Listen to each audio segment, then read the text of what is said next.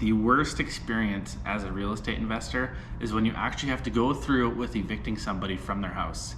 It's a lose-lose scenario for everyone, and today we're covering how to avoid that.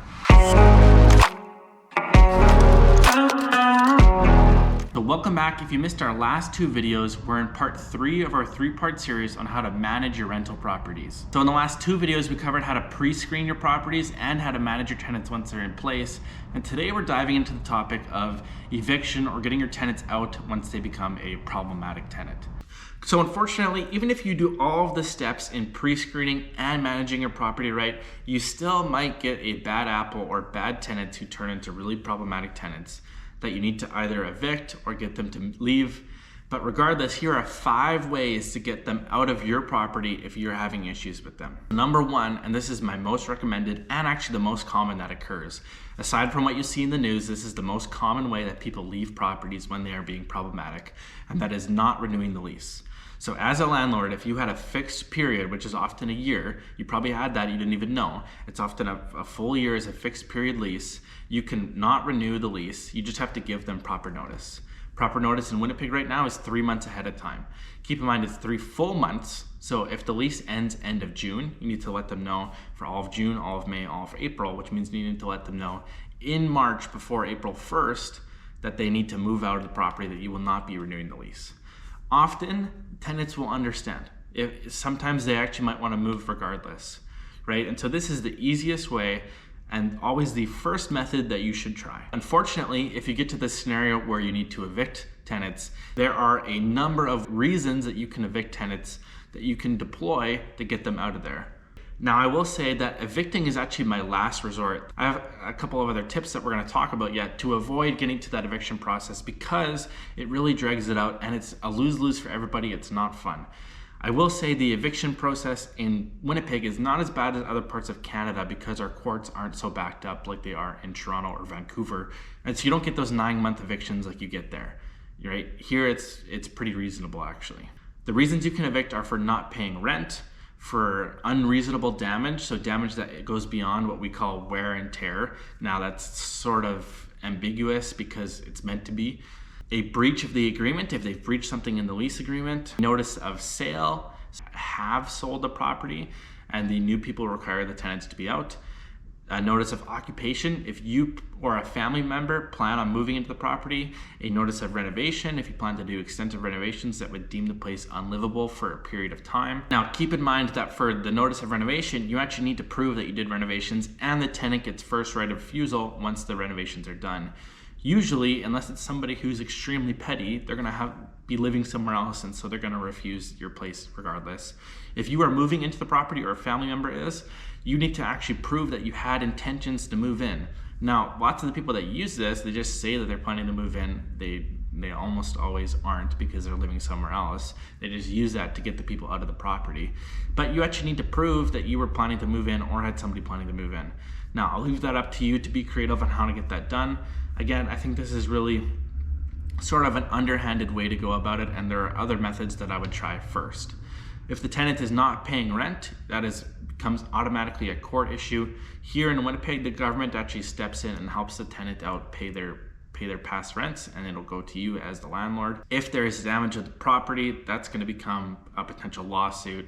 Really want to avoid that situation. And on a notice of sale, you can't tell them you're planning to sell. That would just be a non-renewal of the lease, which a lot of people get confused when they actually say, hey, I'm selling, you have to move. And that's usually saying, hey, I'm actually not renewing the lease for the next period, you have to move, and you give them the proper notice and the property's vacant and then you sell it. You can't tell them you are selling and then kick them out. The only reason you can tell them to leave when you are selling is when you have actually sold the property, you have an offer that is signed, conditions are removed, you can inform them with the proper 3-month notice. Just when you are selling, make sure the possession date reflects that notice that the tenants are giving. Now, to circumvent a lot of these eviction processes, what a lot of people will do is something called cash for keys.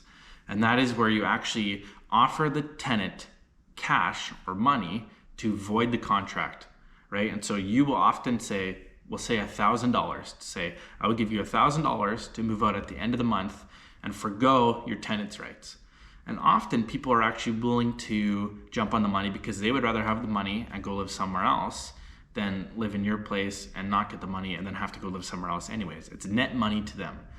The issue is you will have to come to an agreement on what a good amount of money is, and you need to figure out a good way on transferring the money once they're out. Make sure you come to an agreement on that. I really recommend getting it in some form of writing because it technically goes against their tenant rights. So at the end of the day, you have to remember when you are in the process of getting these bad tenants out that they are humans. So treat them like humans. When you're problem solving with them, if you are yelling at them or mad at them or not treating them respectful, it's very low probability they're going to give you that same respect.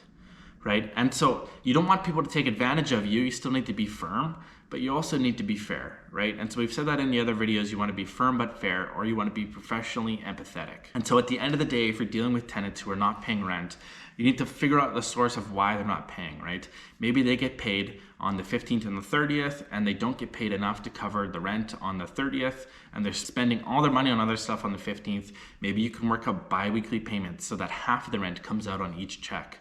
Right? You can work out and be creative with this problem solving so that they're actually, interested in staying and actually wanting to keep the property in good condition because they actually are wanting to stay at the property. If you get to that point where your tenants are not responding to you, don't receive notices, they tell you to talk to their lawyer, whatever, unfortunately, the issue rarely has been caused by something you are currently doing and is more of a failure during your pre-screening or your managing process. Often the pre-screening will weed out these people because chances are it was somebody who probably couldn't afford and you didn't calculate their DTI, or they lied about the references and you didn't call the references to double check, or they had a poor credit score which showed that they were bad with other rentals in the past. Right? And so that's why I really emphasized in the first video how important the pre-screening is when you're getting tenants in, because majority of the time, if you do that right, you don't get to this point where you have to evict them. And the eviction is the worst part about being a landlord because it's a lose-lose for everybody. Nobody is happy. It's a lot of extra work. It's a lot of extra headache. And you want to avoid this at all costs. And so if you found any of these videos helpful, please subscribe, comment, like, let me know. And if you are interested in getting your next rental property, reach out to me and let's talk about what makes a rental property actually a good investment and what are some that you can avoid that might actually encourage these bad tenants to come to that property. Okay? See you in the next one.